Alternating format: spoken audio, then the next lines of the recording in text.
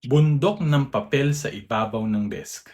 Ganyan ba itsura ng mesa mo sa office? Napaka-typical na ng ganitong eksena sa accounting office ng kahit anong business, di ba? Sangkaterbang resibo, kahon-kahong vouchers, tas hindi pa kontento na naka-spreadsheet na yung records, ipiprint pa yan para sulatan. Mahilig tayong lumusong sa bundok ng papel and we oftentimes find that as productive. But the truth is, drowning in paperwork doesn't just waste time. It creates risks. Missing receipts, incomplete records, misleading reports. Yang bundok ng papel na yan ang mismong babaon sa'yo sa trabaho. Automation solves that by digitizing everything. Receipts, upload lang. Automatic na naka-attach na dun sa mismong records. Bank transactions, real-time reconciliation. Reports, ready with one click.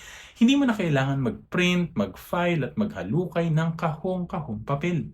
And here's the best part. Once everything is digital, searching becomes instant. Hindi na yung hanapin mo nga yung third drawer, dun yung may brown envelope, tas may stapler doon. Isang keyword lang, lalabas na. This is the power of accounting automation. And if you're interested to know more, send us a message. Laging tandaan, basta accounting, i-automate na yan.